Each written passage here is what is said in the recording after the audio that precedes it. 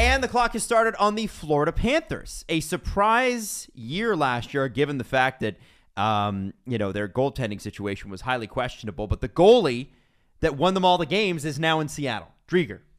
So what are you left with? You've got, a goalie who's on one of the most expensive contracts in the league, who is vastly underperforming it. Even if he was making $2 or $3 million, you might say that is not good.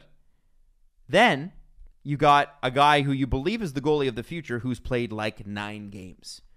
That's your goaltending tandem for a team that expects to make the playoffs. Legitimately one of the best coaches in the league. And obviously we'll get to the forwards in a second. But with the Panthers, you cannot start anywhere but goaltending. What do you think of this situation with the Bobrovsky-Knight tandem? And is this going to work? I think it will. Spencer Knight is the real deal. He's a rare breed of goalie who you actually picked that high in the draft, which they did.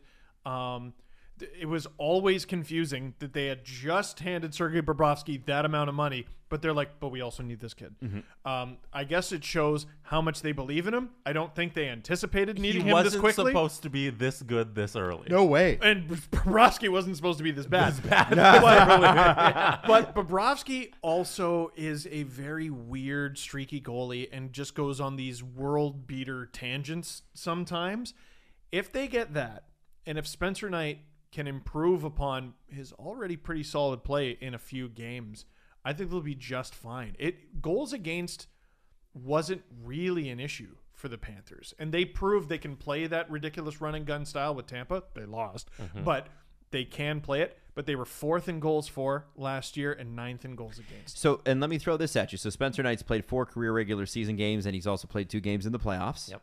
Bobrovsky, I know nobody paid attention to this, and I know I just sewered him off the top, but I did write this down. There was some improvement on the disaster year the year before, which was kind of a disaster for everybody, but it was a disaster pre-COVID, let's be honest. His save percentage went up to .906. Goals against average is under 3 against, and I know GAA is a little bit of a weird stat.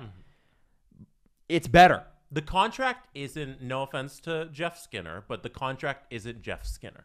It's still, Bobrovsky still has a chance to live up to maybe not the entirety of the contract, but he's still a competent starting goalie in the NHL. He just needs to be big in big games for them. Carey Price was a .901 last year for the Montreal Canadiens. Yeah, it was horrible. Playoffs, .924. Yeah. Stanley Cup Final. Which we'll get to. Yeah, Stanley Cup Final. He needs to be big in big moments, right?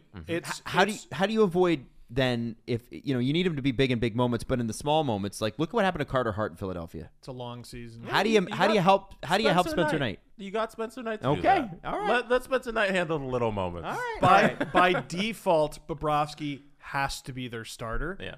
And like with Bobrovsky in net, even when he's bad, the Florida Panthers have the talent. You ever heard the saying, I don't have to outrun the bear, I just have to outrun you? Yes. Yeah. The offense just needs to be able to outrun how much he's dropped off in net. I want to ask you about the offense. Okay. We saw last year, and then we already put the Florida Panthers in. All right, they're contenders now. So last year, they get Sam Bennett, spends half a year in Calgary, 38 games, 12 points. Traded to Florida, 15 points in 10 games, 5 points in 5 games in the playoffs. Anthony Duclair.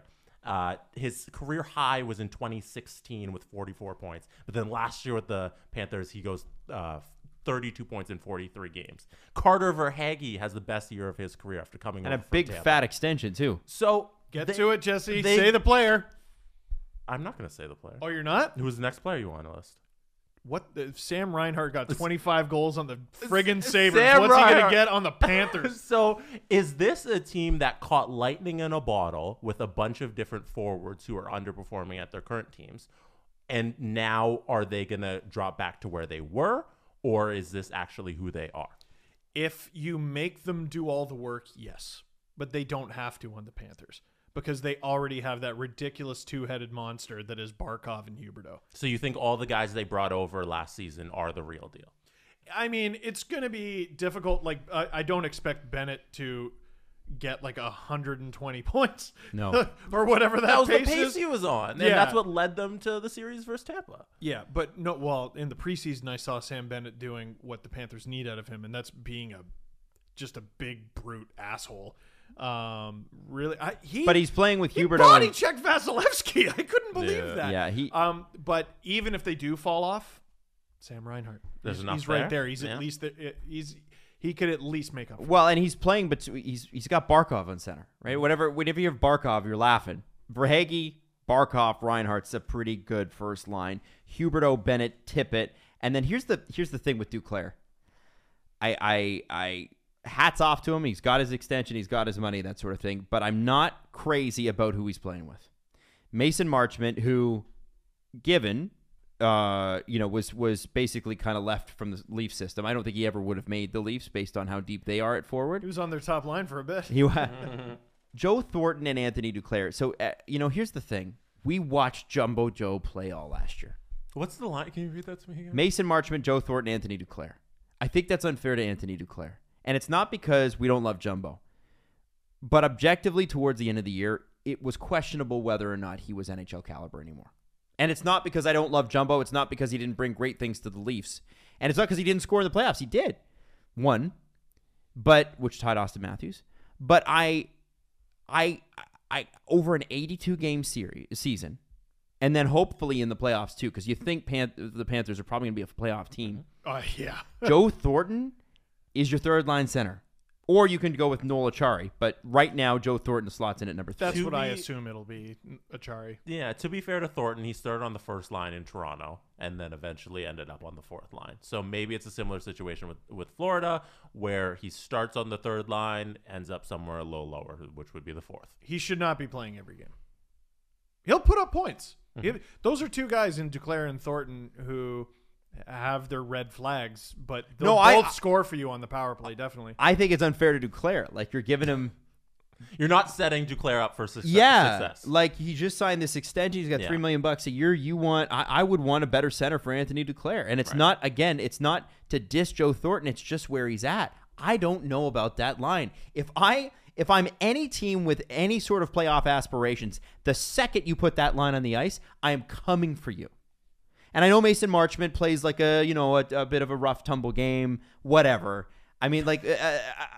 Anthony Duclair has defensive warts. Joe Thornton can't get back, so it's Mason Marchment and whoever's playing defense at that point. And by the way, the defensive lineup, he's not going to be out there with Uyghur and Ekblad. It's going to be like Radko Gudas. No, I think that's your fourth line is often where you get your top pair. I'm talking about the third line, though. Extra minutes. I'm talking about the third line. Oh, that's the third line?